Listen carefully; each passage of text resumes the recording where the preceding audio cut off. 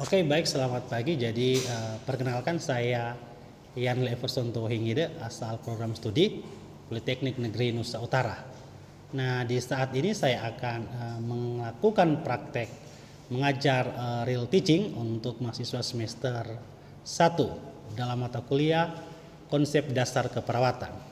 Nah, saya merupakan peserta pelatihan pekerti gelombang kelima dari Universitas Bengkulu di tahun 2025.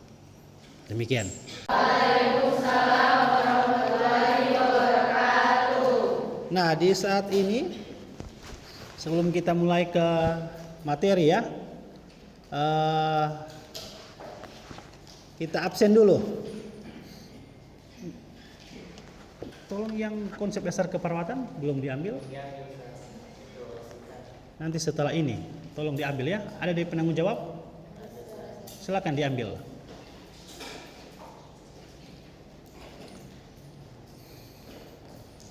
Oke, jadi kita ke konsep dasar keperawatan lebih dulu.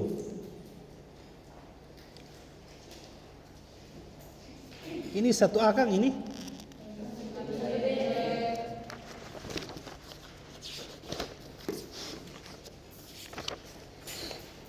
Musdalifah Taib. Bagaimana kabar Musdalifah? Alpina Anastasia Sinadia. Fatur Rahman Tinungki. Dea Ramadhani Mangangkung. Najwa Bawole.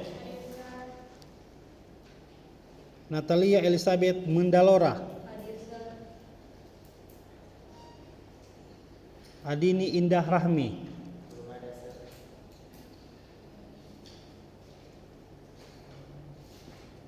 Jesimita Uso.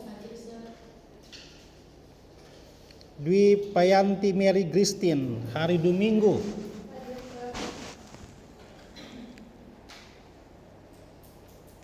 Miracle Mutiara Manumpil.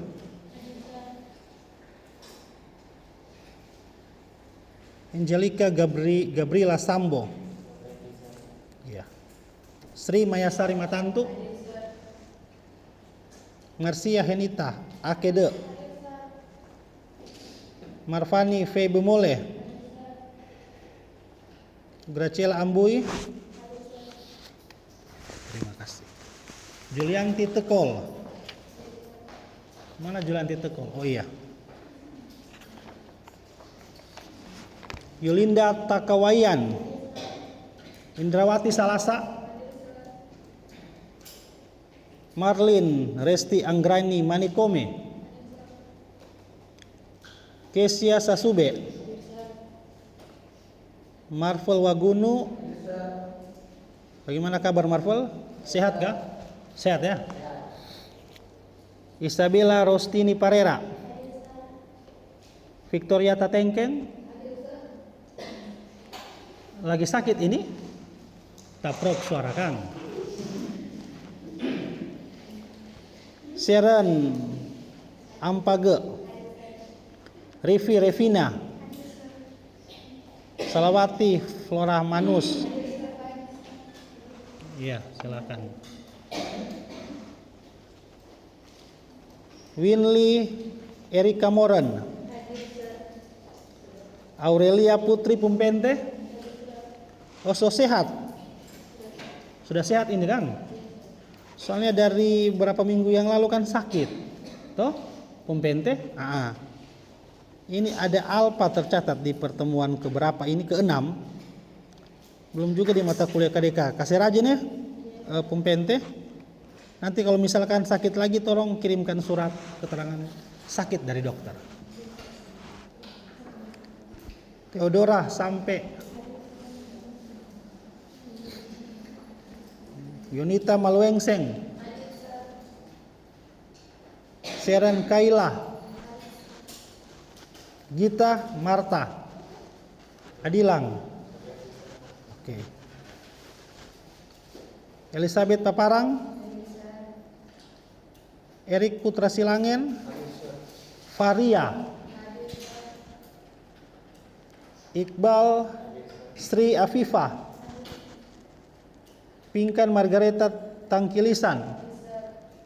Mana Pinkan? Rianti Aurelia. Rianti juara di Kendro nya enggak? Juara 1 di Kendro.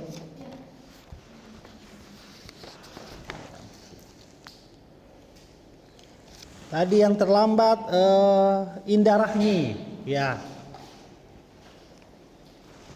Oke, baik. Ini semua hadir ya, kecuali sudah yang memang tidak hadir dari awal, sudah tidak aktif. Jumlah keseluruhan berarti 37 mahasiswa. Oke, sebelum kita ke materi ya, ini ada capaian pembelajaran yang akan kita laksanakan di saat ini. Tolong LCD.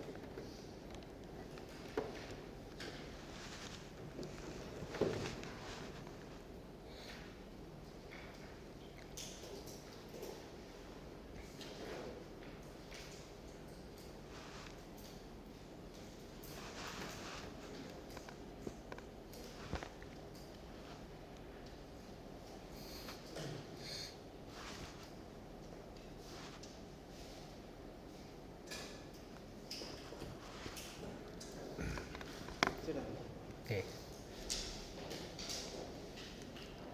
Baik, ini kita sudah masuki di pertemuan ke-10 ya. Dengan materi model dan bentuk praktik keperawatan.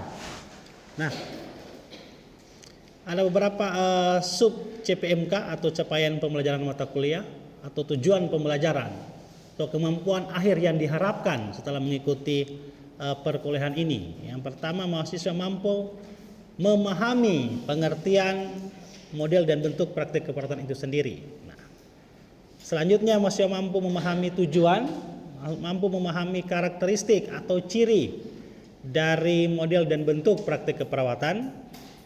Selanjutnya, mahasiswa mampu memahami ruang lingkup. Mahasiswa mampu memahami model praktik keperawatan itu seperti apa. Dan yang terakhir, mahasiswa mampu memahami jenis-jenis praktik keperawatan. Nah, total waktu yang dibutuhkan untuk perkuliahan saat ini ialah 100 menit. Nah, jadi ada penduluan 5 menit, ada pretest, nanti akan kita lakukan tes secara daring ya teman-teman. Terus ada pemaparan materi, diskusi nanti sebentar di akhir materi, lalu dilanjutkan dengan post test. Penutup dan penutup 5 menit. Baik, tolong diaktifkan wifi-nya atau paket data internetnya. Kita akan melakukan pretest dulu ya. Pretest ini sekaligus mereview lagi materi di 2 pertemuan sebelumnya. Karena 2 materi di pertemuan sebelumnya yaitu falsafah dan paradigma serta teori keperawatan itu berhubungan dengan materi kita di saat ini.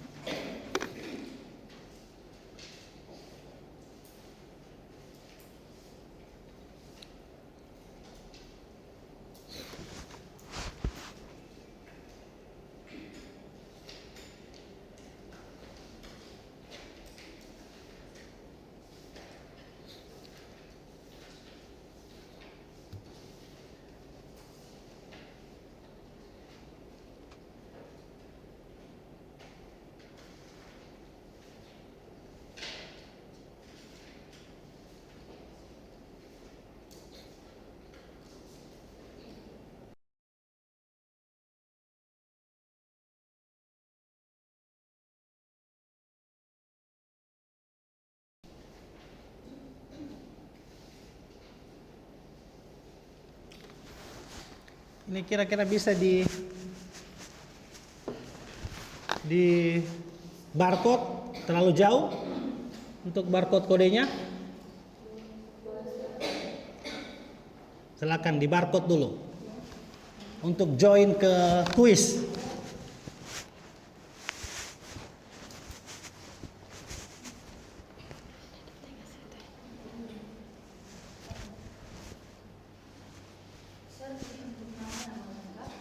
Iya, nama lengkap aja supaya nanti hasilnya bisa munculkan, bisa ketahuan. Nah, misalkan Erik Putra Silangen, jumlah pretestnya berapa? Silakan teman-teman di barcode dulu.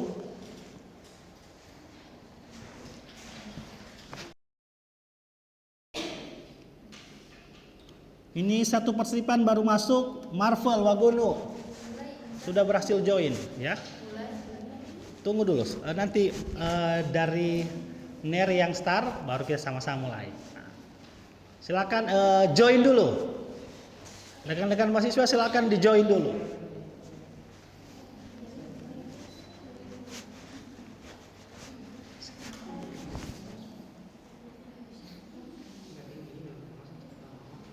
Ya, bagaimana? Ini masuk di sini. Iya. Misalkan kode sudah masukkan kode game. Itu 099160. Sudah 10 partisipan dari 38 ya.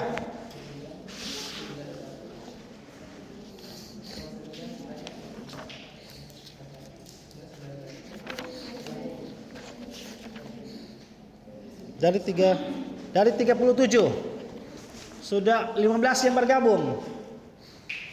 Jika diminta kode silakan. Kodenya 099160. Sudah Erik? Erik apakah sudah masuk Erik?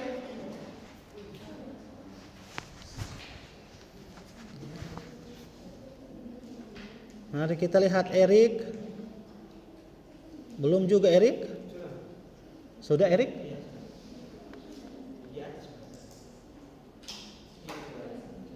Oke, Erik sudah. 22 partisipan, silakan yang lain. Jaringan. Pakai data internet saja. Kalau WiFi tidak bermasalah. Sudah? Sampai? Sudah? 24 partisipan. Silakan yang lain. Kita akan bermain kuis. Ini dalam bentuk mereview lagi materi sebelumnya. Sekaligus mereview sekaligus sebagai bahan ya untuk kita mempelajari materi di saat ini. Silakan di barcode dulu. 25 partisipan. 26.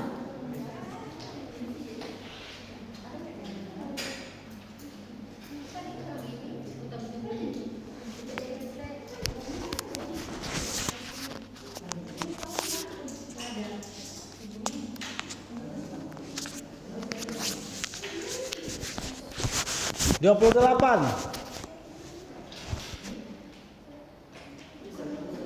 Bagaimana?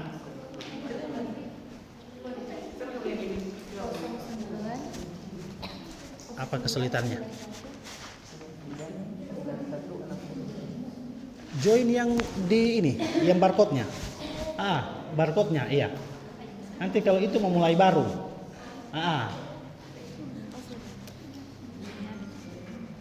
Silakan, sudah ada barcode. Sudah? Sudah bisa? 29. 3 menit lagi ya kita akan mulai.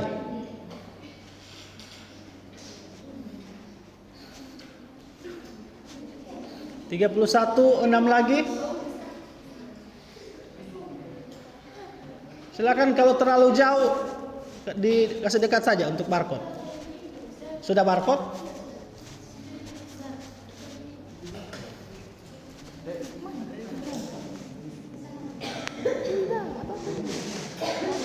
sudah bisa gabung? Sudah tadi sempat kasih tim yang kasih barcode ke terima. Yang penting sudah masuk, soalnya nama di sini. Nah, apa-apa. Kalau soalnya nama. Oke, kita cukupkan saja. Kita akan mulai.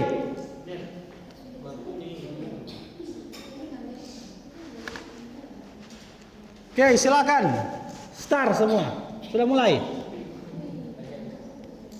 Silakan.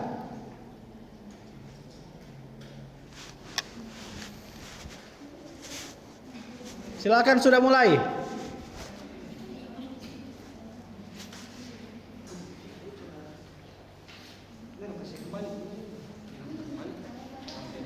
Pertama. Tadi kita salah ini sekolah. Sudah langsung lanjut halaman kedua. Nomor 2. Silakan. Sudah mulai start? Iya. Dijawab sudah.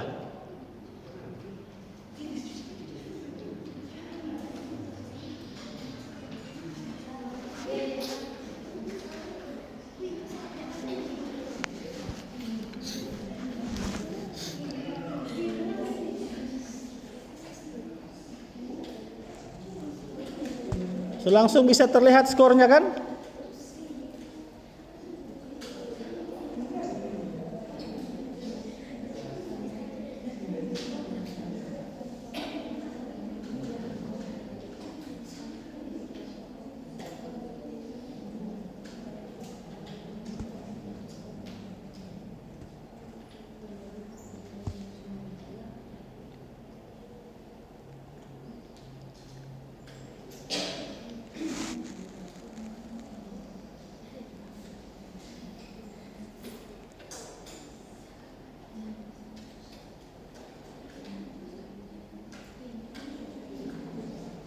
Ini soalnya dari materi sebelumnya.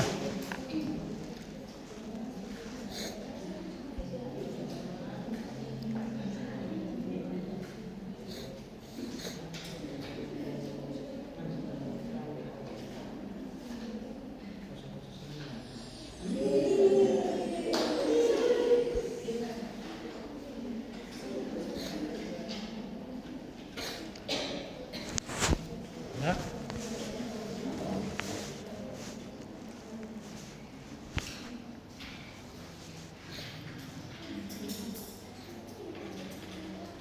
Setiap soal hanya 45 detik saja waktu menjawab.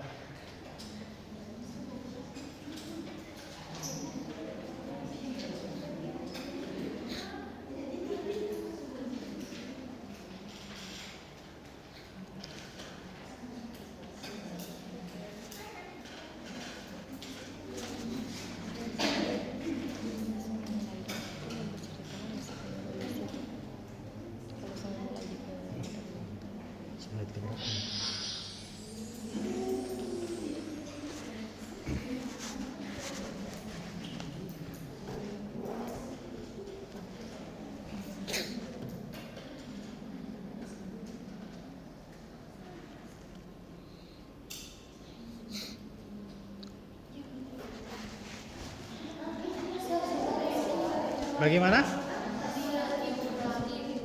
Bagaimana? Ini. Oke, silakan. Hanya 45 detik saja. Ini soal ini berhubungan dengan materi kita di saat ini nanti.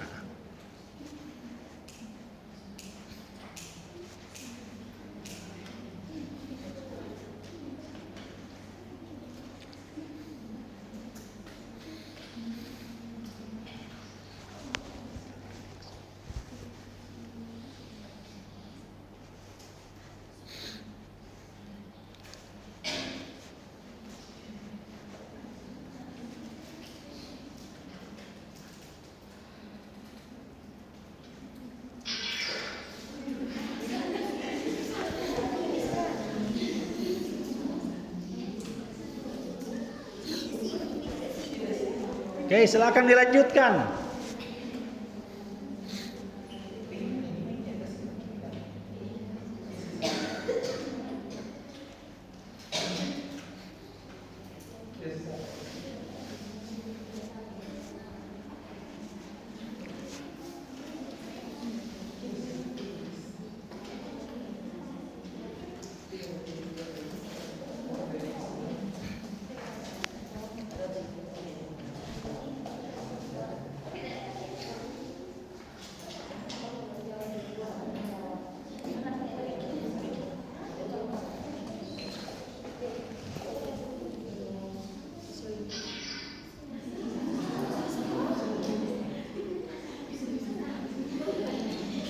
Nah, ini ada pertanyaan terkait dengan undang-undang yang mengatur tentang keperawatan.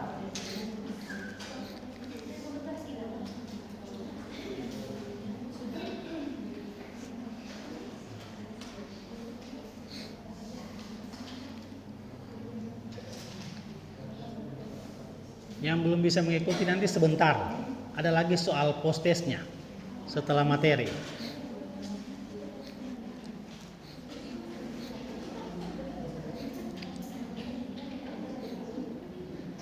Dan dijawab saja berdasarkan pemahaman rekan-rekan semua.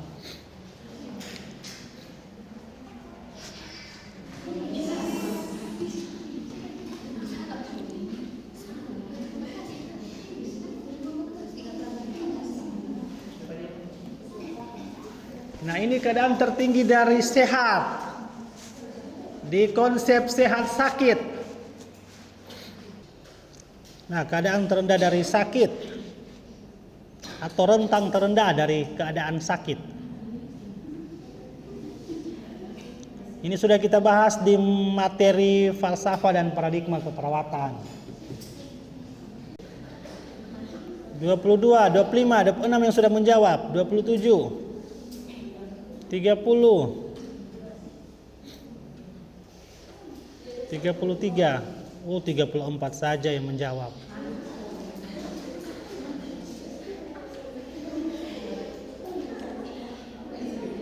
Nah, selanjutnya ada pertanyaan terkait dengan materi dari teori keperawatan.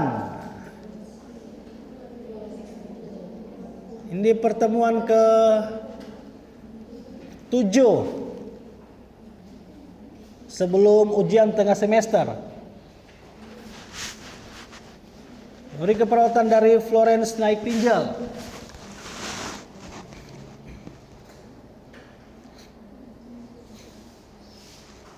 Apa yang menjadi penekanan dari keempat komponen ini? Itu pertanyaannya.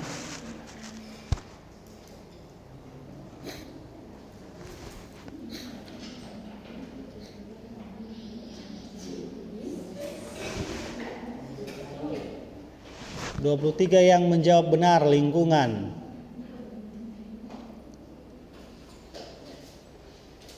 Selanjutnya, teori keperawatan dari Dorothea Elizabeth Oram. 3 mahasiswa yang sudah menjawab, 5 mahasiswa, 7, 9, 30 sudah menjawab.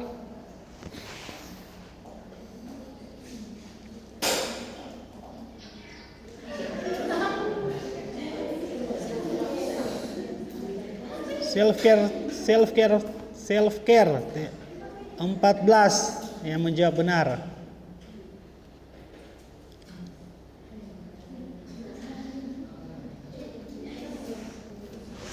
Oke, sudah selesai ya. Terima kasih ya sudah mengikuti kuis ini. Oke, ini adalah peringkat ya.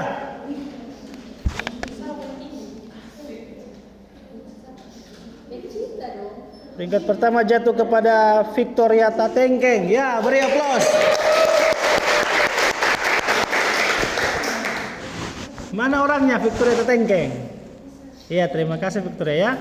Kemungkinan ini hanya keberuntungan saja ya. Mudah-mudahan tidak ya, iya. Selanjutnya ada Manikome. Ya, sama dengan Manus. Bisa jadi ini kerjasama juga, tapi tidak apa-apa.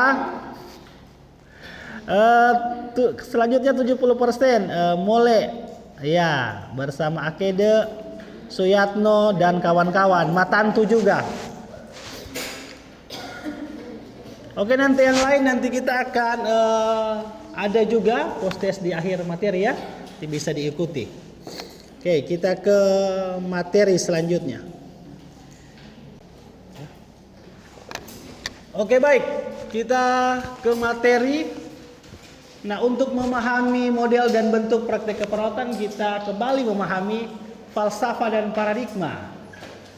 Dan seperti komponen kerangka teori itu kan mengacu dari falsafah dan paradigma keperawatan. Nah, sekarang ini adalah falsafah. Jadi keyakinan dasar perawat tentang hakikat manusia dan esensi keperawatan itu sendiri. Nah, Kalau paradigma, ada yang masih ingat 4 komponen paradigma? Ya, satu-satu orang saja.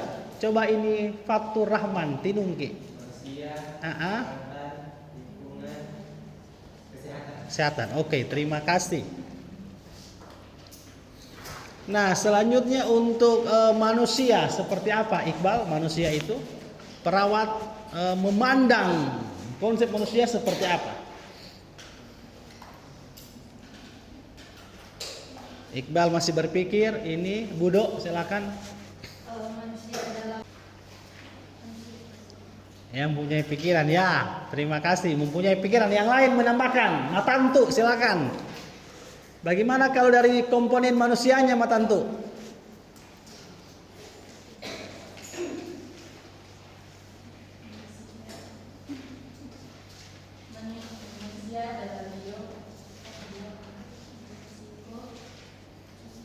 Ya, terdiri dari biologis,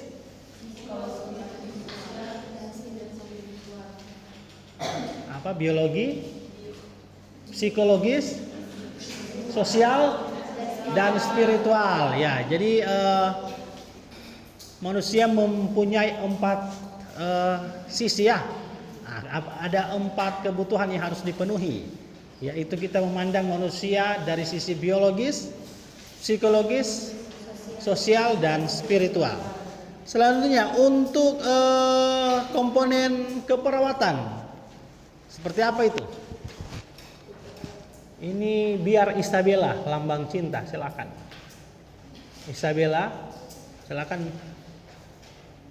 Menurut Isabella seperti apa?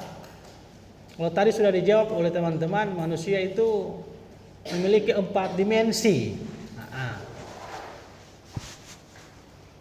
Belum ya? Selanjutnya Rahmi. Seperti apa kalau keperawatan? Belum juga. Temannya Fatur. Silakan.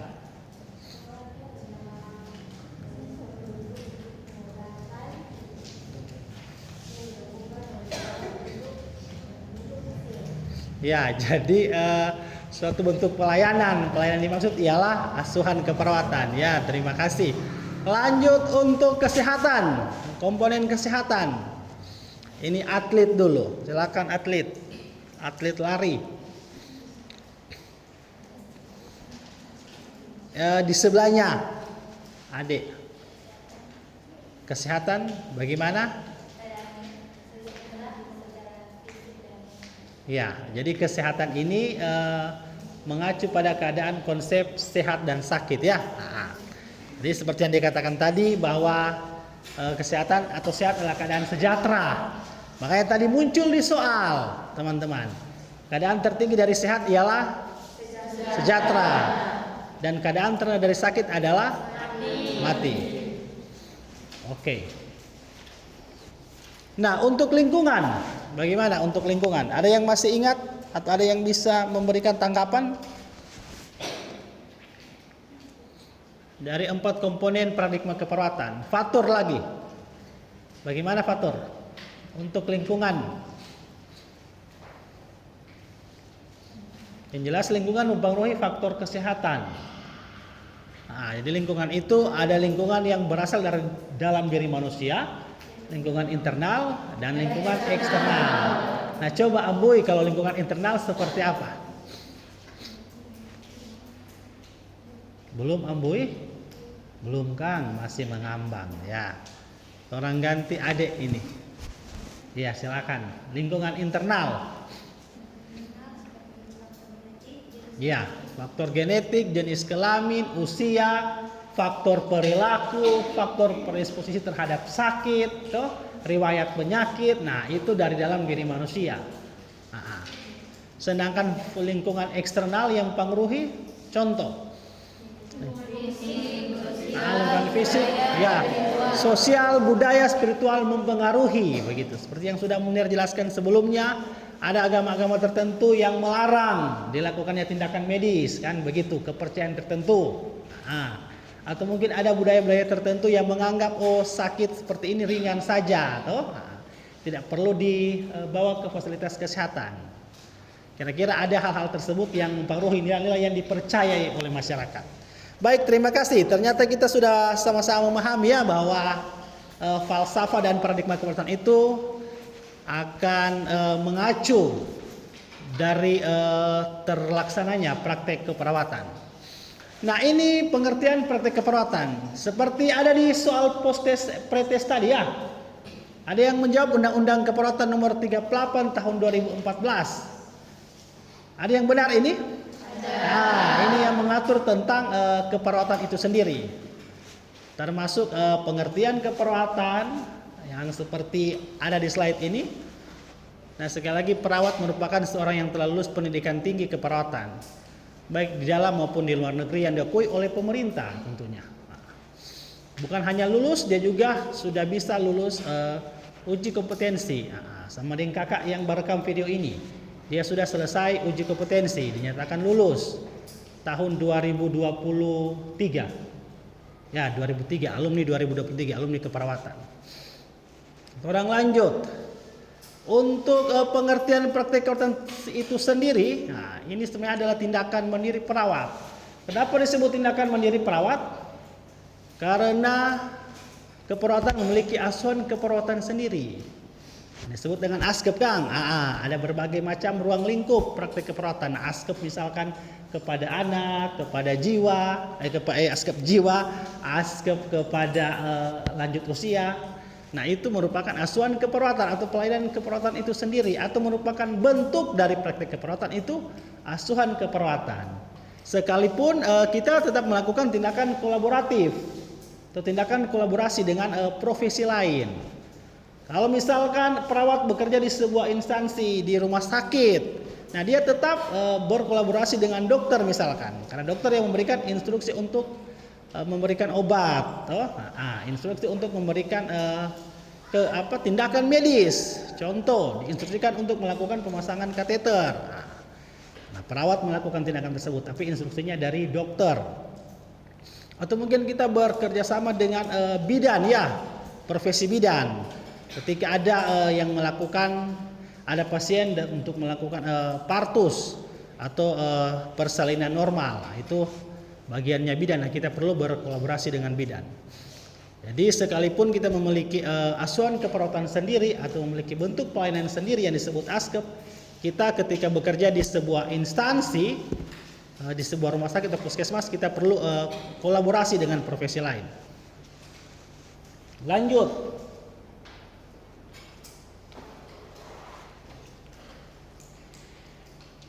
Oke, setelah kita sudah mengetahui terkait dengan pengertian tadi bahwa praktik keperawatan merupakan tindakan mandiri sekaligus tindakan kolaboratif, begitu, untuk melaksanakan pelayanan keperawatan sesuai dengan wewenang dan tanggung jawab perawat.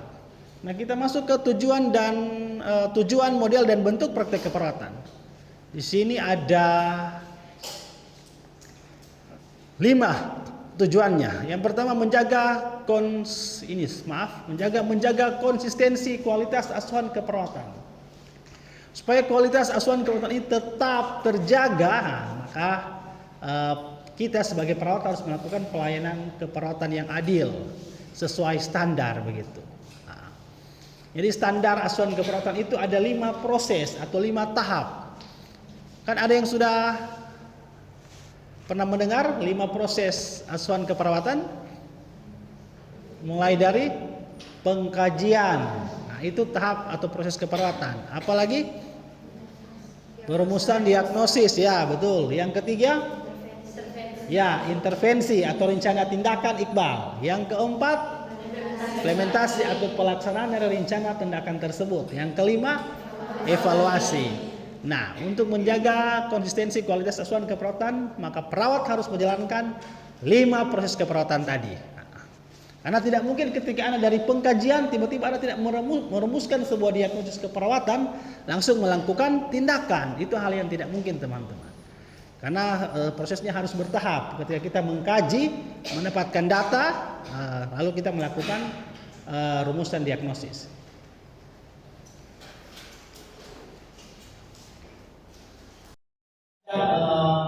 Melakukan submit ya.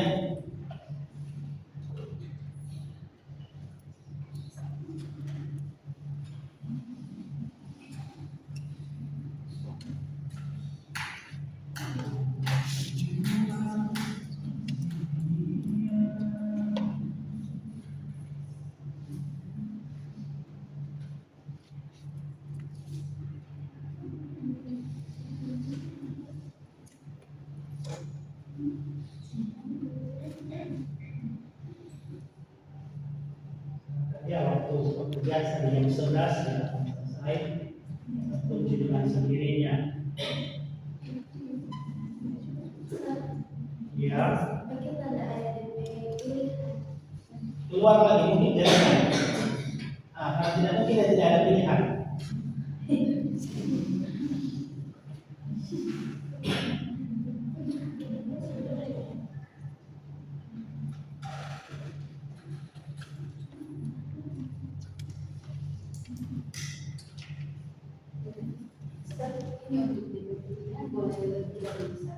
Satu cuma satu. Iya. Satu saja.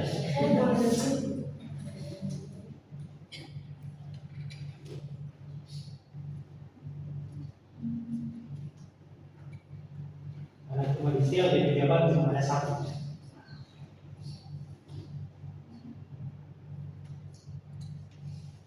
Jadi kalau mau klik dua, tetap tidak akan baca.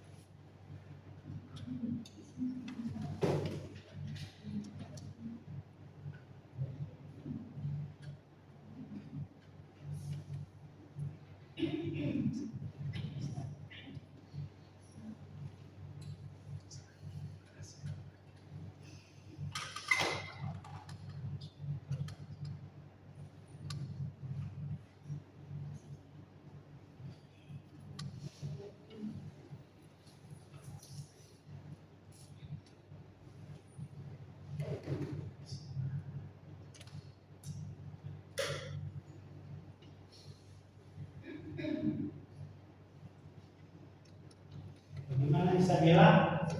Sudah? Iya.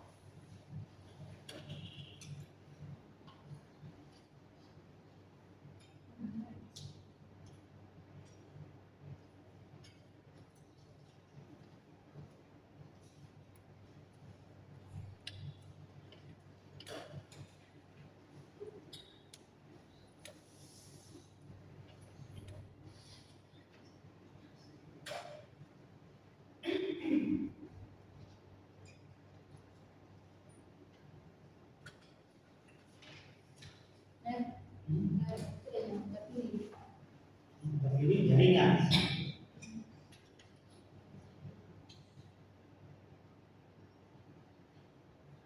Semuanya seperti ini. Oh tadi ya, tadi itu.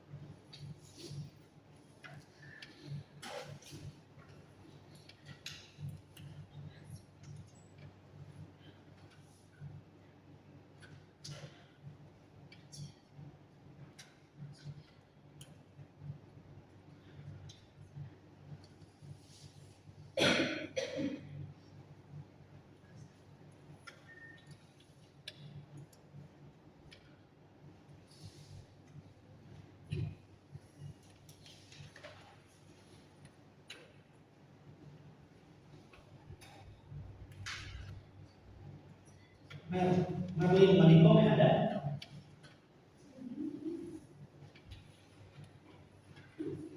Ya, waktu sudah mau habis ini, bersisa.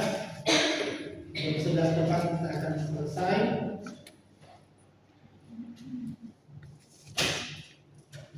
Sasamu. Banyak sasamu ini.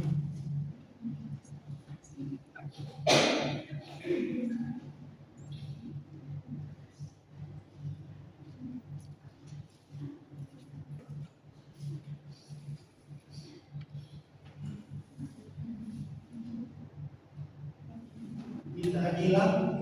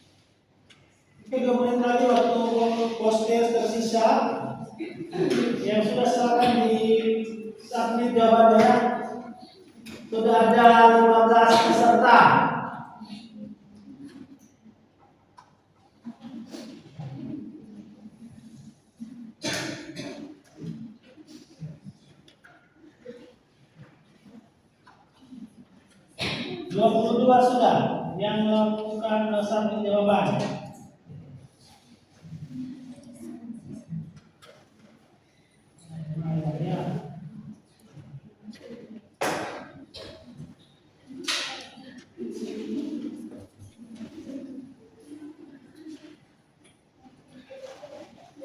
Setelah disubmit, nanti akan tertutup sendiri. Kalau tertutup nilainya akan 0, teman-teman. Silakan ini baru 28. Masih ada 10 lagi, 29.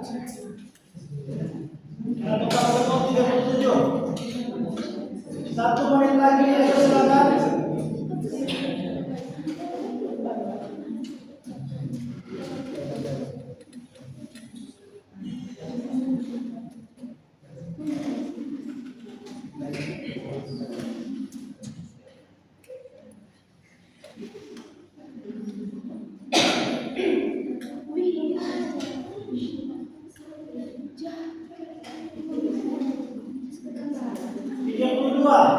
Masih ada 7 lagi, silakan. Oke, waktu selesai.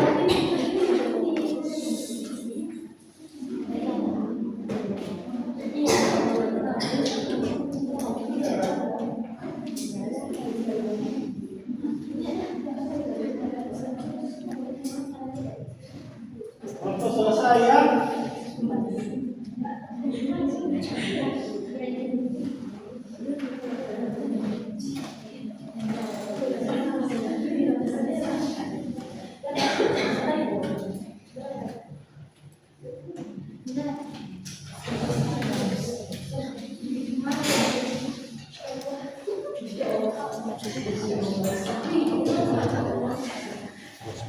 Kasi matinya bisa tahu. Oke, terima kasih. 37 orang sudah masuk. Mungkin rata-rata nilainya di atas 70 ya. Terima kasih sudah menyimak, sudah menjawab podcast ini. Ya, secara keseluruhan sudah ada peningkatan pengetahuan. Karena di awal masih meraba-raba istilahnya ya. Jadi diberikan materi, ada sekalian sudah mampu memahami.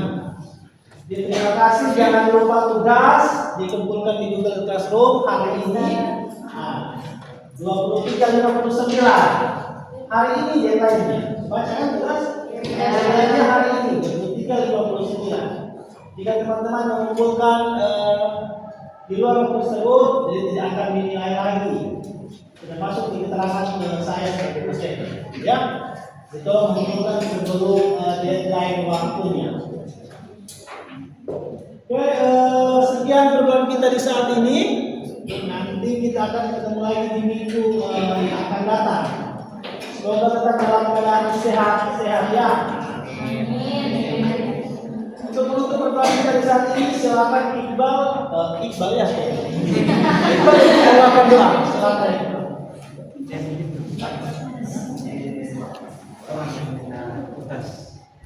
Silakan Iqbal. Di muka. Teman-teman, sebelum kita pulang ke rumah masing-masing, mari kita sama-sama bacakan doa. Izinkan saya bawakan doa saya, yaitu Islam. Bismillahirrahmanirrahim. Alhamdulillah muslim. Jalajina amanu wa aminu salihati wa tawassaw bil haqqi wa tawassaw bis sabr. Amin.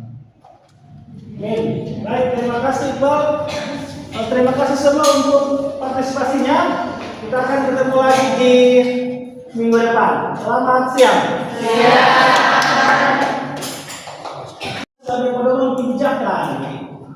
Jadi asuhan ini sebagai pedoman kebijakan perawat untuk melakukan pelayanannya.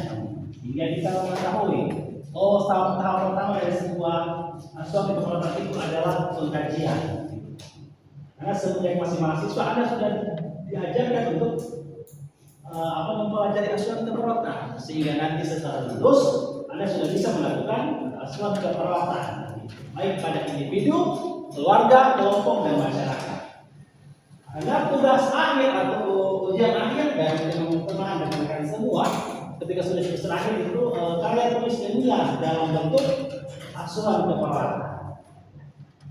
Yang ketiga, misalkan kemandirian perawat. Jadi dengan adanya asuhan keperawatan kita mampu bekerja pada pelayanan keperawatan itu sendiri. Karena kita sudah memiliki asuhan keperawatan atau pelayanan keperawatan sendiri. Selanjutnya, ruang lingkup dan tujuan asuhan keperawatan. Nah, ruang lingkup ini seperti yang saya katakan tadi, ternyata pelayanan keperawatan bisa dibagi dalam kelompok usia. Contoh, asuhan keperawatan pada ibu hamil ada, asuhan keperawatan pada bayi baru lahir ada, asuhan keperawatan pada anak berusia 2 tahun, atau asuhan keperawatan pada orang dewasa, asuhan keperawatan pada lansia ini juga ada, sampai asuhan keperawatan pada orang dengan gangguan jiwa. Itu yang disebut dengan ruang lingkup keperawatan. Selanjutnya, mengurangi konflik dan tumpang tindih pelaksanaan asuhan keperawatan. Nanti dalam pelaksanaan praktik keperawatan itu di rumah sakit ada metode-metode kerjanya. Seperti ada metode kerja tim, gitu. Sehingga Anda tidak sendiri melakukan intervensi keperawatan. Ada metode kerja primer, fungsional, bahkan metode kerja kasus. Nanti di slide selanjutnya kita akan bahas metode kerja seperti itu. Nah, kita lanjut. Ada karakteristik praktik keperawatan profesional atau ciri dari praktik keperawatan itu sendiri. Ada 5. Yang pertama, otonomi dalam pekerjaan. Nah, otonomi dalam pekerjaan ini mampu menghargai hak dari pasien. Selain perawat dianjurkan untuk bekerja secara mandiri, perawat harus mampu menghargai hak dari pasien. Contoh menghargai hak dari pasien, ketika Iqbal, saya kasih contoh, Iqbal bekerja di sebuah ruangan anak, kan? Iqbal diinstruksikan oleh dokter untuk memasang infus dikarenakan pasien tersebut dalam keadaan kekurangan cairan, misalkan mual muntah, atau diare. Dan pengertian diare ketika feses dalam bentuk cair itu frekuensinya lebih dari 3 kali dalam waktu 1 kali 24 jam, itu disebut diare. Karena Iqbal diinstruksikan untuk memasang infus. Namun orang tuanya menolak begitu. Nah, Iqbal sebagai perawat yang memiliki nilai profesional ini harus menghargai. Sekarang sudah ada format persetujuan dan penolakan tindakan. Jadi ketika teman-teman datang ke pasien, langsung membawakan format tersebut. Jika keluarga pasien setuju, orang bisa menandatangani sebagai bentuk persetujuan. Begitu juga ketika menolak juga harus menandatangani formulir tersebut sebagai bentuk penolakan. Nah, kita harus menghargai, tidak dipaksakan gitu. Begitu juga ketika Iqbal ingin melakukan pemasangan kateter kepada pasien yang berbeda jenis kelamin. Nah, contoh Iqbal melakukan pemasangan kateter kepada pasien wanita. Dan biasanya pasien wanita merasa malu dan merasa privasinya, tidak mungkin ini berbeda gender dengan saya kan. Berbeda jenis kelamin dengan saya, pasti dia malu. Nah, Iqbal jangan langsung memaksakan, menghargai keputusan dari pasien tersebut. Sekaligus perawat harus bisa mandiri.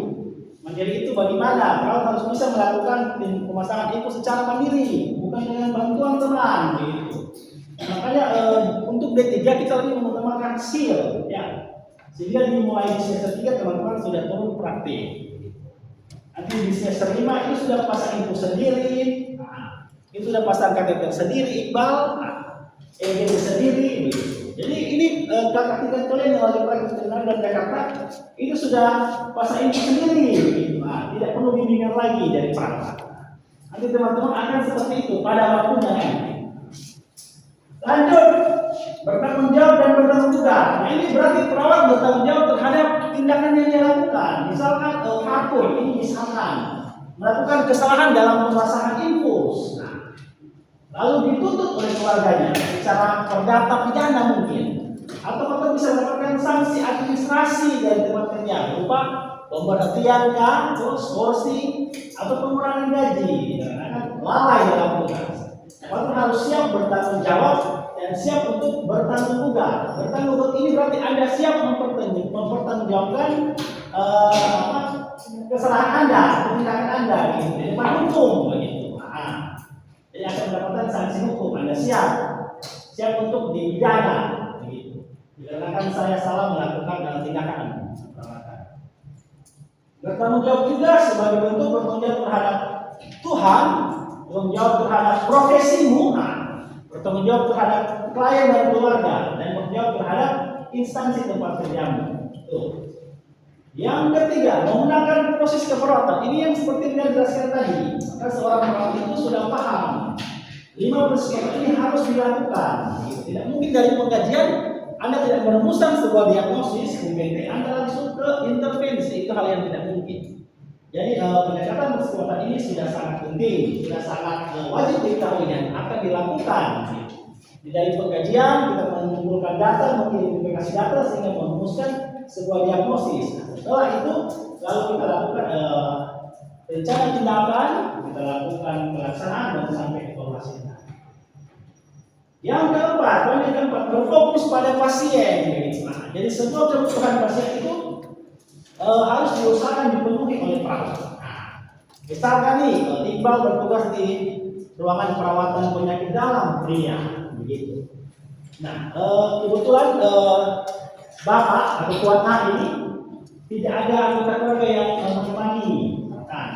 Karena mungkin lagi pulang ke rumah ya, jadi Bapak dalam keadaan sendiri. Bapak minta tolong Iqbal untuk mengantar ke toilet. Nah, itu harus berfokus pada kebutuhan pasien. Jadi membantu dulu, mengutamakan dulu kebutuhan pasien. Meskipun di jam yang bersamaan, Iqbal mendapat telepon dari istrinya. Jadi lebih mendahulukan kepentingan pasien. Nah, itu ketika Anda selama berada di tempat kerja. Untuk ketika Anda selama berada di rumah tidak ada pasien, ya didahulukanlah kepentingan keluarga, kan seperti itu.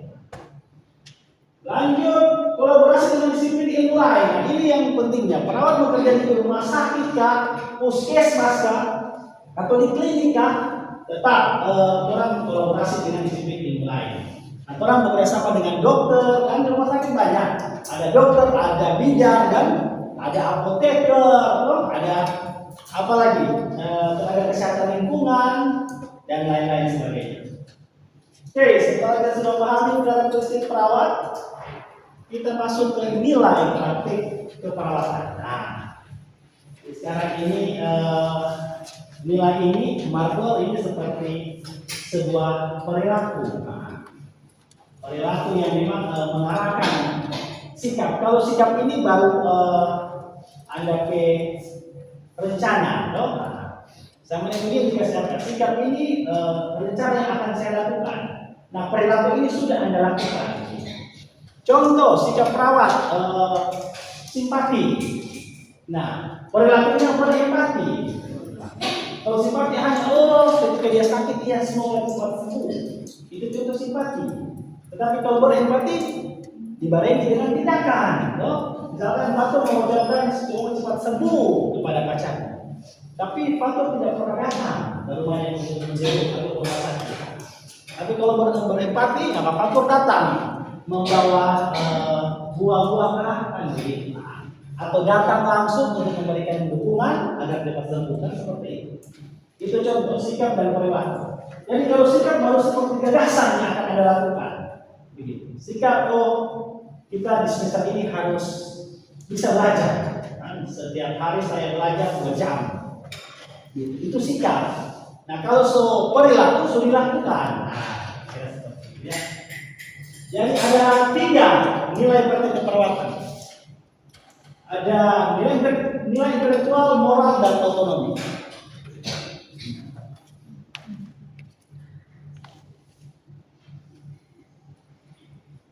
Oke. Sebelum kita ke nilai-nilai praktik keperawatan ini, dia bertanya dulu, untuk nilai intelektual kira-kira seperti apa ini? Ini di belakangnya ya ada. Apa namanya? Siapa? Ya. Ya, Najwa, silakan berdiri Najwa silakan. Menurut Najwa, nilai intelektual dari praktek kepala itu seperti apa? Coba Najwa. Menurut Najwa saja, tidak apa-apa salah. Ini proses belajar kan?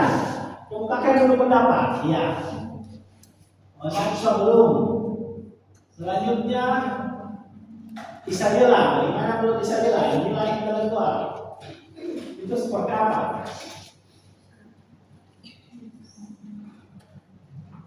Atau Nani? Nani atau Nani? Oh, siapa ini? Iya, silakan. Seperti ini. Coba. Untuk nilai intelektual seperti apa? Atau Fatur? Asal kata intelektual itu apa sih? Coba Marco. Intelektual, jadi ya, gimana ini? Ya, berhubungan dengan pengetahuan. Terima kasih ya, Dik. Selanjutnya nilai moral. Ini berhubungan dengan apa? Ya, sikap perilaku ya. Selanjutnya otonomi. Nah, ya, kemampuan individu untuk mengatur, mengatur pekerjaannya atau menghargai hak orang lain itu disebut dengan otonomi. Terima kasih ya untuk jawabannya. Mari kita akan bahas. Nah, ternyata seperti ini. Nilai intelektual terkait dengan body of knowledge keperawatan. Jadi pendidikan di bidang keperawatan. Teman-teman saat ini belajar, kita kalau mempelajari tentang pendidikan keperawatan itu. Selanjutnya ada pendidikan spesialisasi. Nah, ini pendidikan berkelanjutan. Ketika teman-teman selesai dari kuliah di Bonusda akan mendapatkan gelar ahli keperawatan. Nah, bisa melanjutkan ke jenjang yang lebih tinggi S1 keperawatan. Nanti akan mendapat gelar sarjana keperawatan. Singkatannya SK. Lanjut lagi gelar mengambil profesi. Mendapat gelar lagi nurse gitu, NS. Lanjut lagi S2 sepertinya, lanjut dapat gelar MD, magister keperawatan. Lanjut lagi bisa doktor keperawatan. Begitu. Itu pendidikan berkelanjutan. Jadi pendidikan dasar seperti ini.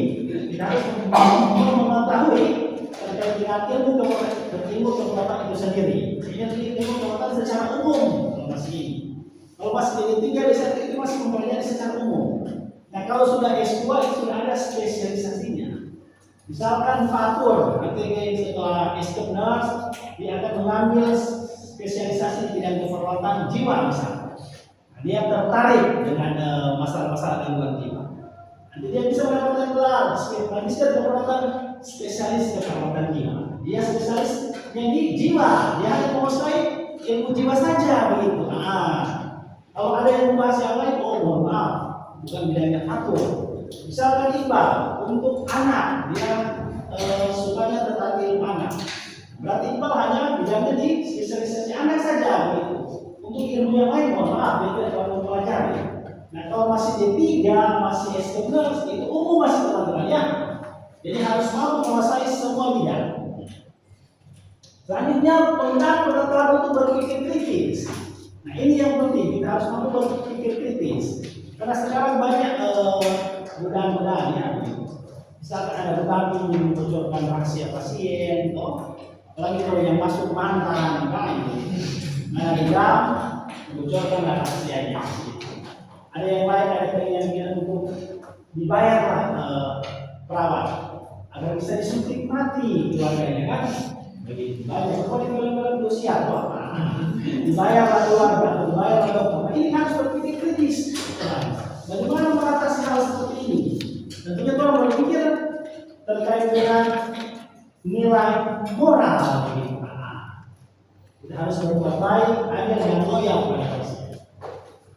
Selanjutnya, nilai moral ini berbuat baik, begitu. Jadi mengusahakan yang terbaik untuk kesehatan klien, begitu.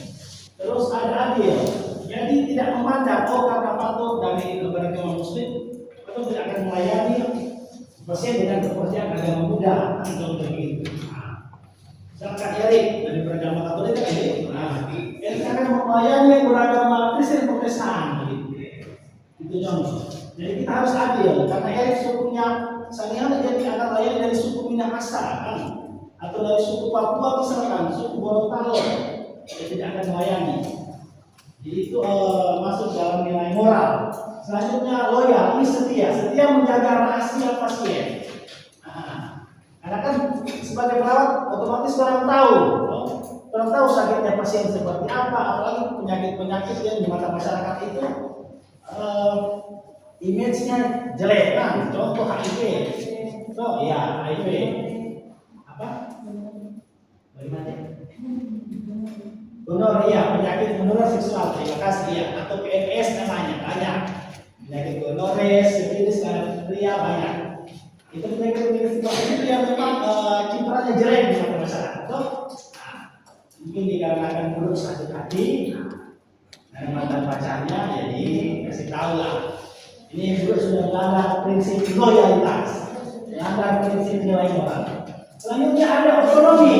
Nah, ini yang saya katakan tadi, otonomi ini harus mampu menghargai hak pasien, dan begitu indah. Jadi kalau kita ingin melakukan tindakan pemasangan kateter, keluarga atau pasien menolak, itu harus dihargai. Terus kita juga harus melakukan pekerjaan secara sendiri begitu. Kalau ragu lebih baik jangan melakukan tindakan, minta teman lain. Karena tidak mungkin kita melakukan tindakan lalu ragu di depan pasien tidak akan percaya. Selanjutnya tanggung jawab dan tanggung jawab. Jadi Anda siap mempertanggungjawabkan tindakan yang Anda lakukan, salah ataupun benar, atau Anda siap juga untuk diduga begitu. Ketika Anda melakukan malpraktek tersebut. Kira seperti itu nilai etika perawatan ada intelektual, moral, dan otonomi. Oke, mungkin sampai di sini ada pertanyaan? Belum? Oke. Ulang lanjut. Ini ada ruang lingkup model dan bentuk praktek perawatan.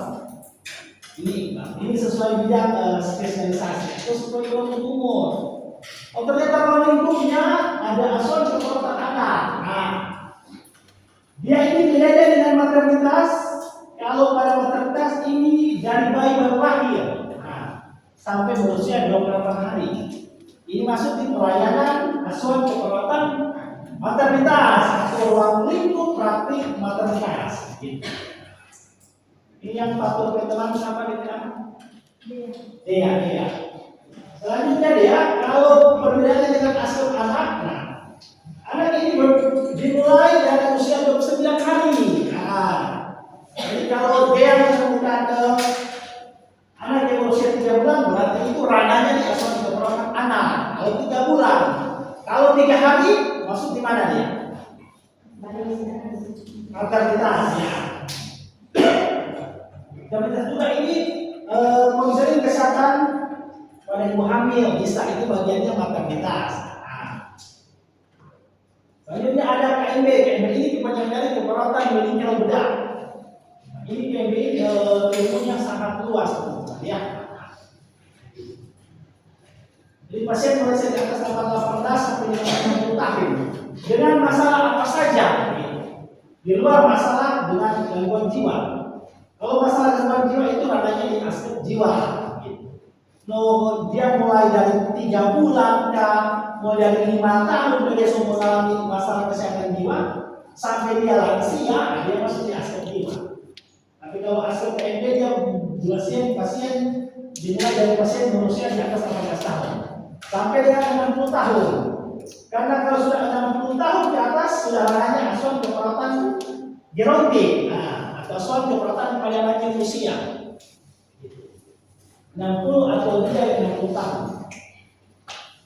Nah sekarang kan masuk kategori lansia sudah seperti itu, kita mengikuti undang-undang yang mengatur ya. Usia lebih dari 60 tahun sudah masuk kategori lansia. Mungkin sekarang kalau usia lansia individu pasien yang berusia di atas 60 tahun sudah masuk di kategori lansia. Nah selanjutnya ada aspeknya hampir mirip ya, cuma berbeda konteks. Asuhan keperawatan keluarga dan asuhan keperawatan komunitas. Ini sama-sama diberikan kepada masyarakat di luar instansi pelayanan kesehatan. Jadi kalau kita berbicara asuhan keperawatan keluarga dan komunitas, ini biasanya tugasnya puskesmas. Gitu. Nah, coba lihat, puskesmas yang menjaga turun di sebuah kampung melakukan posyandu itu kan puskesmas. Jadi kalau posyandu itu dia masuk di asuhan keperawatan komunitas karena mengumpulkan berbagai kelompok. Nah, apa yang dikumpulkan kelompok lansia, contoh di posyandu ada posyandu lansia kan, posyandu balita, bayi 5 tahun yang dikumpulkan, posyandu ibu hamil, kelompok apa yang dikumpulkan kelompok ibu hamil. Atau juga melakukan asuhan keperawatan kepada satu masyarakat, misalkan satu kampung di kampung Peta Timur ya akan dilakukan asuhan keperawatan di situ. Asuhan keperawatan seperti apa? Edukasi kesehatan yang akan diberikan karena bentuk tindakan keperawatan edukasi kesehatan mengenai pencegahan hipertensi. Jadi semua yang bermasalah, semua yang menderita hipertensi maupun tidak menderita hipertensi bisa mengikuti tindakan tersebut atau masuk dalam ranah asuhan keperawatan komunitas. Kalau keluarga ini coba bicara satu keluarga, misalkan yang sakit ini maka menemukan keluarga Tuan Iqbal. Di dalam keluarga Tuan Iqbal ada Tuan Iqbal sendiri sebagai suami, ada istrinya. Kalau misalkan istrinya 3 berarti istri 1, 2, 3 misalkan. Kalau anaknya adalah 7 ya berarti 7 anaknya. Nah itu yang menjadi fokus dari pelayanan dari Mak Marvel sebagai seorang perawat. Nah, jadi dikaji dulu di antara keluarga Tuan Iqbal siapa yang bermasalah. Misalkan istri yang pertama menderita hipertensi, karena sudah lanjut usia. Tuan Iqbal sendiri juga menderita asam urat atau bau artritis. Berarti ada 2 penyakit yang kita tahu di situ, ada asam urat dan hipertensi. Tapi itu yang dilakukan dalam bentuk keluarga saja. Siapa yang tinggal serumah dengan Tuan Iqbal itu yang menjadi fokus pelayanan. Kalau hasil komunitas ini biasanya mengikuti satu kelurahan, satu kampung, bahkan satu kecamatan. Sudah paham dari beda ini? Boleh? Kalau misalkan faktor asuhan keperawatan pada pasien berusia 80 tahun, ini masuk di mana faktor? Wali bagaimana? Oke, kalau misalkan Iqbal memberikan asuhan keperawatan pada bayi berusia 10 hari, masuk di mana Iqbal? Maternitas, oke. Kalau misalkan Budo memberikan asuhan keperawatan pada anak berusia 5 tahun, masuk di mana Budo? Oke, Astana. Ya, saya kira sudah mulai memaham ya. Kita lanjut. Slide ini akan membahas terkait dengan model praktik keperawatan. Ini yang saya katakan tadi akan mengurangi konflik dan tumpang tindih pekerjaan karena adanya berbagai model kerja atau metode kerja dalam model praktik keperawatan sendiri. Yang pertama fungsional.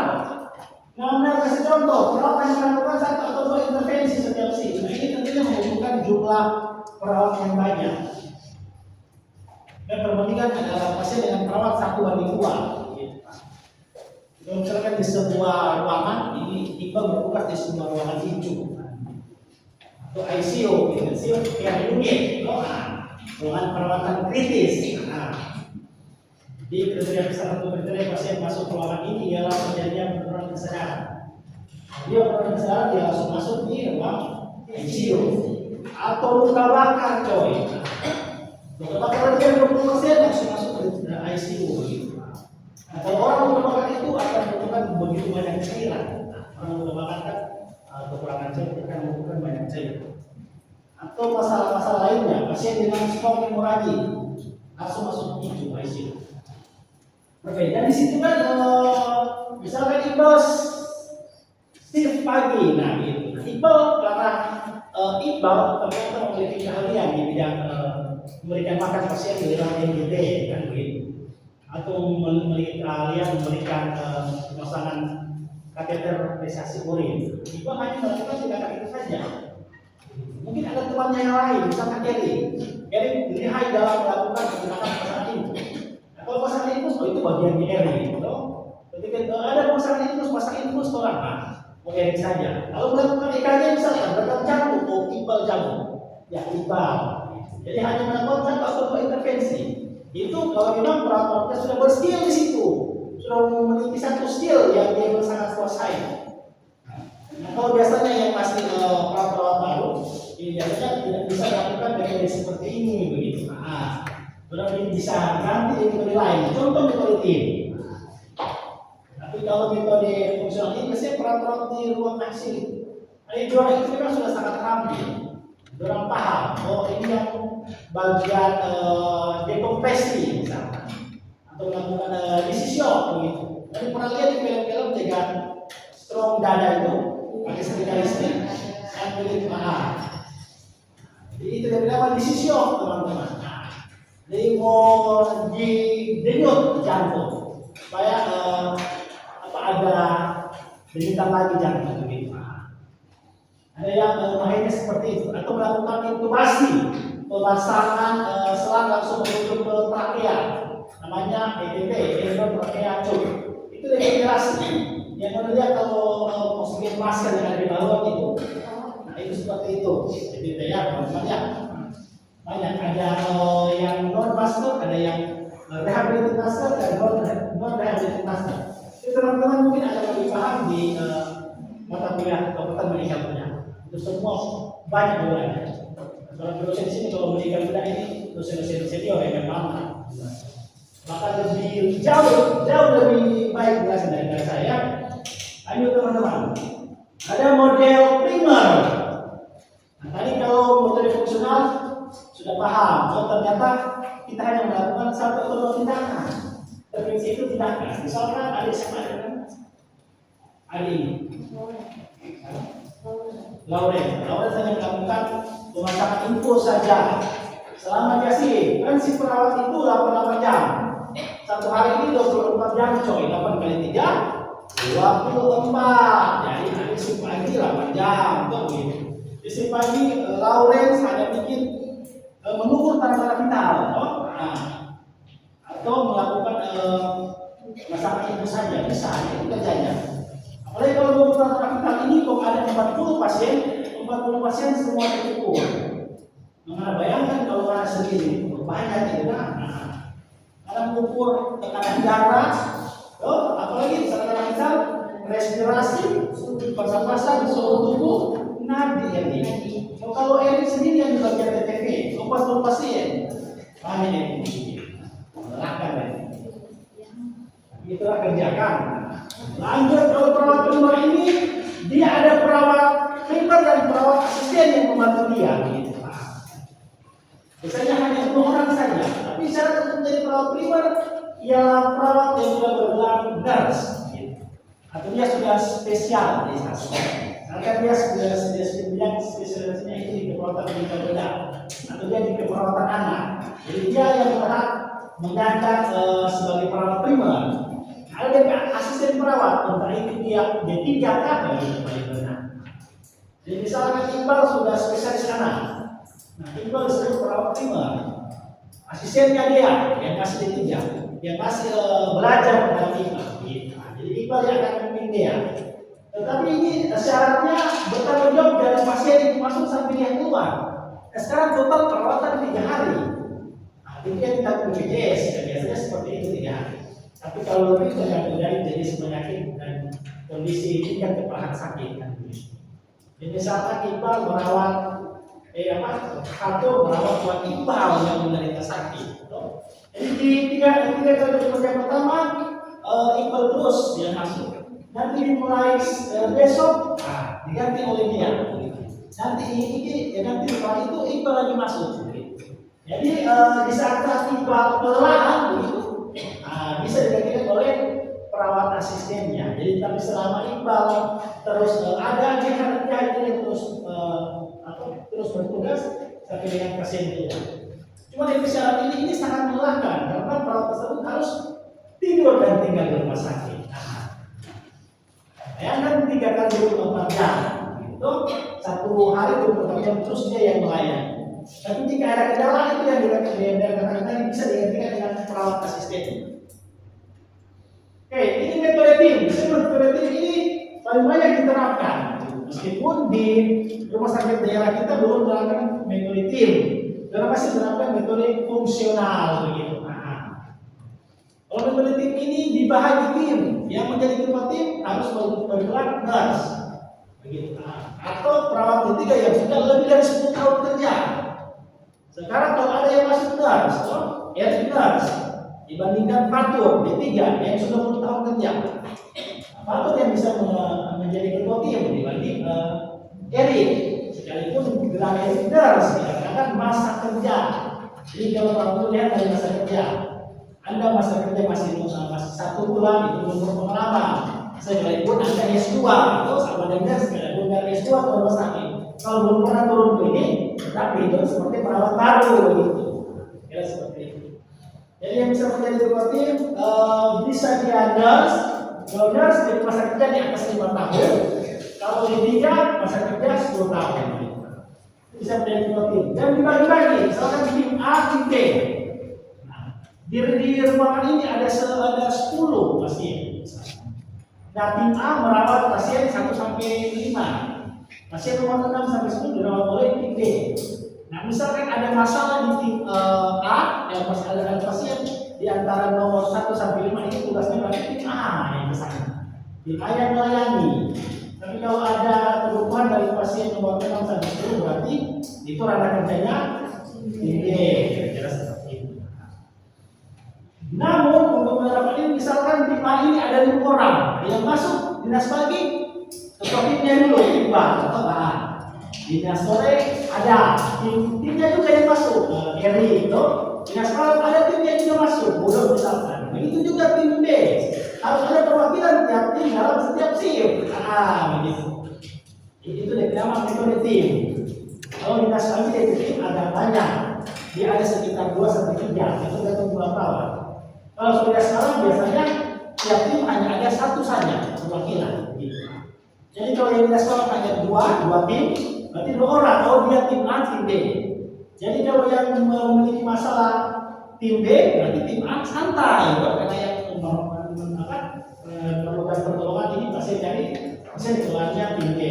Jadi per pasien keluar. Selanjutnya ini metode kasus.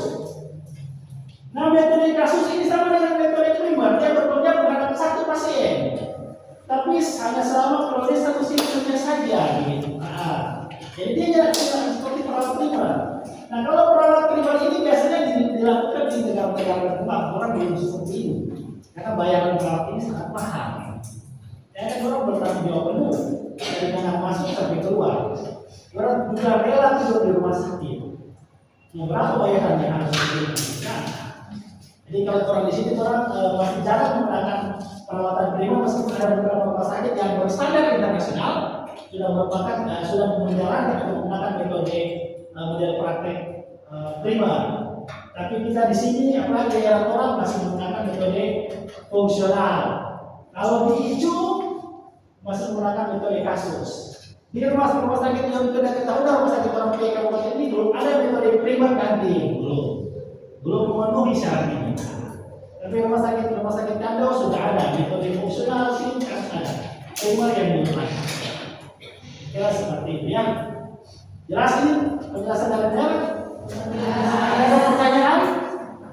Isabella? Jelas ya. Temannya Isabella bisa tak? Jelas. Oke. Kalau begitu, orang lanjut. Ini sudah di slide terakhir. Setelah tadi model kerja, ada berapa kata model kerja? Model bentuk? Apa saja? Coba Isabella.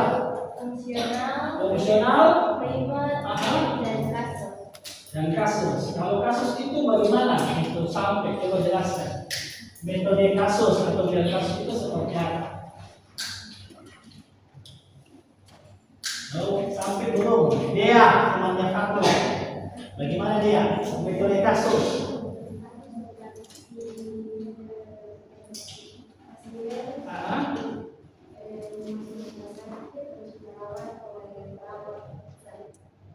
Jadi di perbedaan dia dirawat oleh perawat yang bertanggung jawab hanya selama 1 shift kerja. Ya.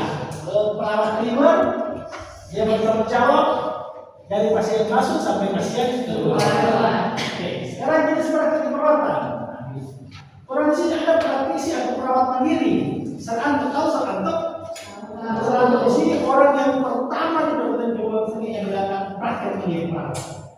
Perawatnya dia bukan dokter. Jadi dia perawat pertama yang bikin praktek mandiri. Maka beliau itu kalau mau tahu dia ketua Ikatan Perawatan Luka. Pada di Sulawesi Utara. Beliau sudah sangat hebat. Praktek mandirinya ini sudah sangat expert beliau sudah berpengalaman. Tahu soal itu? Jadi beliau melakukan praktek mandiri. Apa praktek mandirinya? Ini rawat luka teman-teman. Kalau sekarang itu sudah keliling seharian ini, jadi pasien di berbagai tempat. Beliau yang pertama, kalau mau di rumah di tampon di orang tampon muka itu ada di tempat praktek di sini. Tapi beliau juga melaksanakan selain praktek di rumahnya, ada praktek di rumah pasien namanya home care. Ada kan istilah ini? Jadi misalkan nih faktur, Seranto, ada masalah, misalkan nih calon mau mantu dari faktur camber kan, camber menderita penyakit gula atau diabetes mellitus ya, diabetes mellitus tipe 2 yang namanya ulkus, ulkus. Jadi dia ketika menderita penyakit itu, jangan dicarilah atau memfasilitasi calon mertuanya dengan mencarikan perawat luka untuk mengatasi atau merawat luka tersebut sampai sembuh. Ada yang melakukan praktek mandiri seperti itu.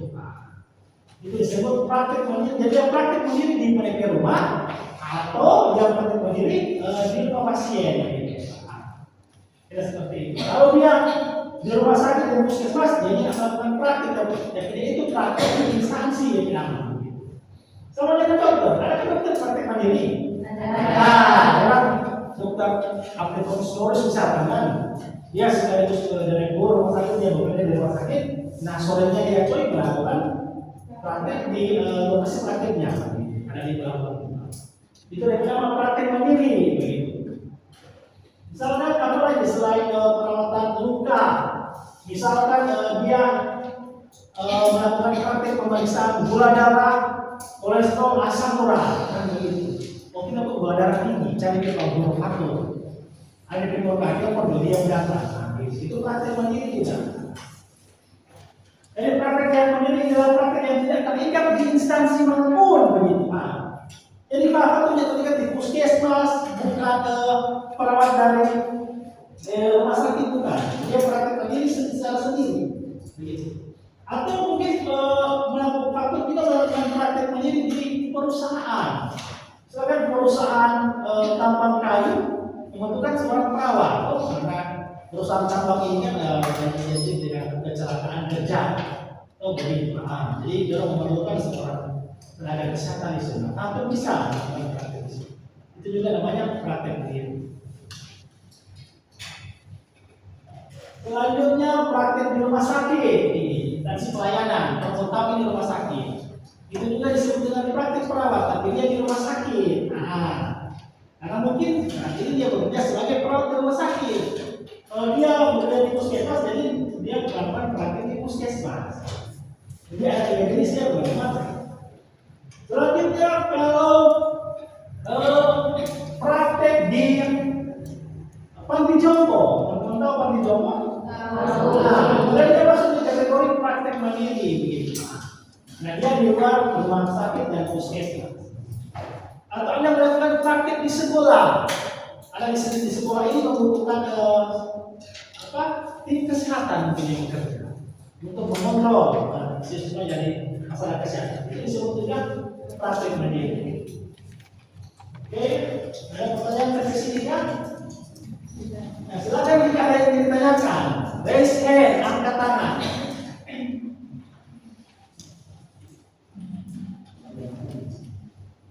Ada yang mau bertanya? Kalau tidak, dia yang bertanya sebelum orang ke evaluasi.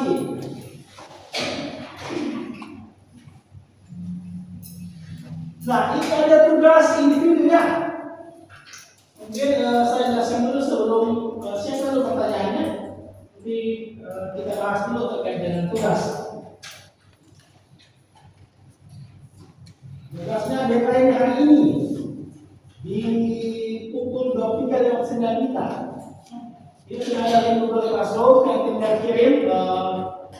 kolaborasi dalam bentuk PDF sehingga teman-teman nanti hanya klik-kliknya saja langsung masuk ke buku. Ya. Jadi ini saya kan PowerPoint, jadi agak susah. Nanti teman-teman harus copy lagi lalu pastekan di Google, lalu dalam bentuk PDF sudah bisa langsung klik linknya, langsung bisa masuk ke kelas. Jadi penjelasannya seperti ini. Integrasikan ruang lingkup model dan praktik keperawatan. Nah, ruang lingkup praktik keperawatan itu kan asuhan keperawatan anak, yang betul. Dalam jenis praktik keperawatan apa? Asuhan keperawatan anak ini praktik di mana nih ya? Praktik mandiri kan? Praktik di rumah sakit atau praktik di puskesmas?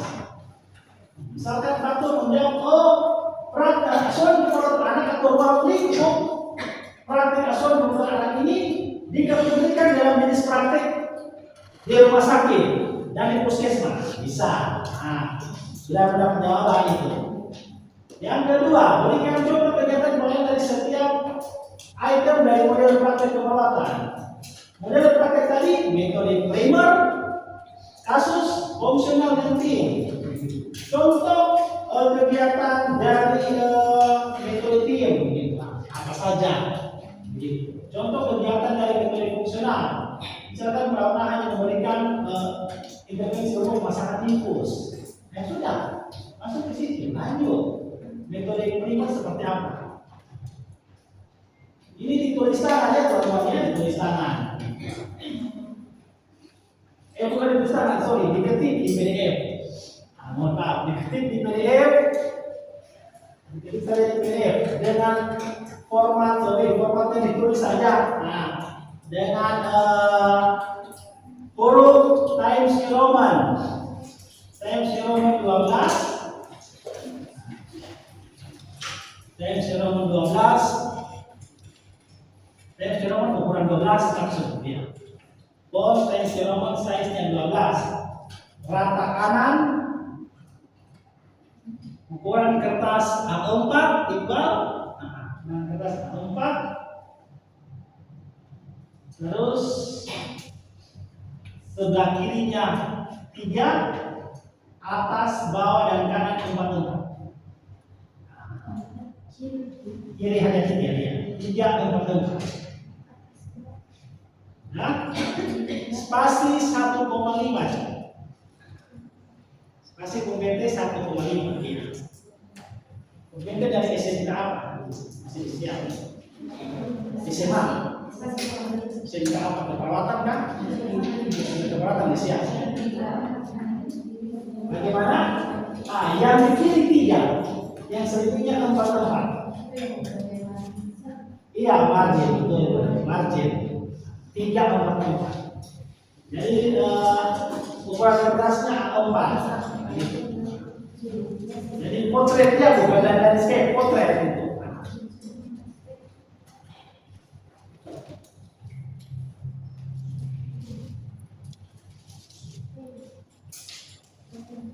Oke, jadi dikumpulkan hari ini ya 23 dan 29. Karena ketika teman-teman mengumpulkan 23 atau apa 24 ini tugasnya sudah ada keterangan terlambat. Jadi saya sebagai penilai, sebagai dosen bisa melihat. Misalnya tugas dari Manfos terlambat dimasukkan. Sempurna apa itu tugas dari Pak Dito di Sobiak? Jangan lupa disubmit ya. Ketika mengirim tugas jangan lupa diserahkan. Kan jangan cuma dikirim tapi tidak diklik serahkan. Begitu. Kalau teman-teman sudah mengklik diserahkan, nanti dia akan berubah, akan menjadi batalkan pengiriman. Nah, berarti sudah disubmit itu sudah diserahkan.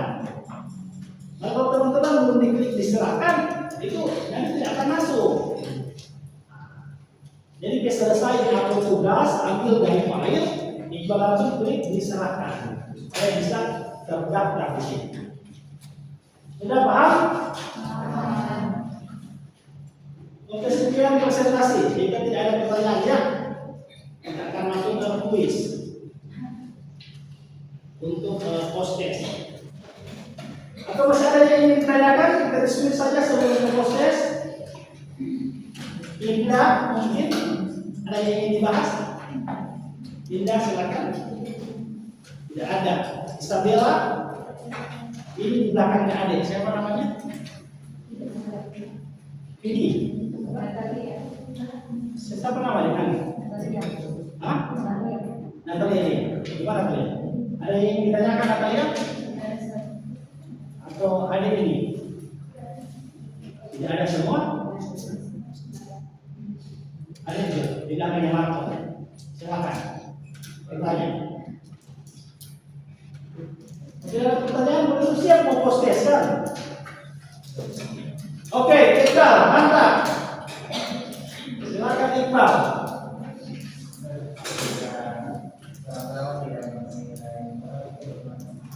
Tidak tahu tidak mengenai moral. Di moral ada berbuat adil, berbuat baik, dan loyalitas.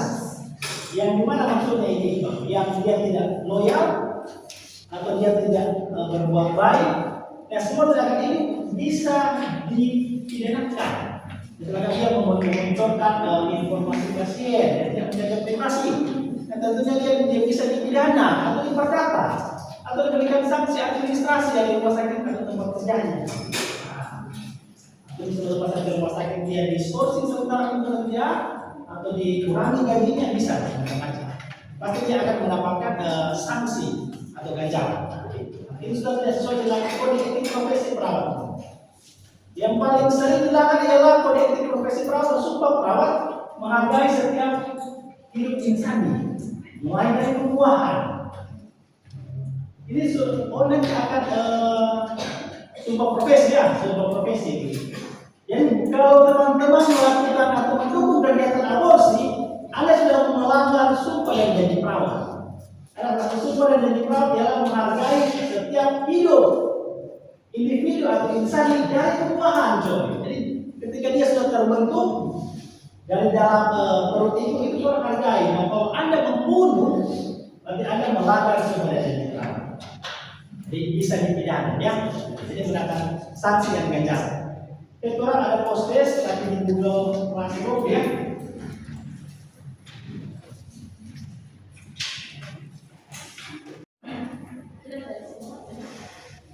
Oke,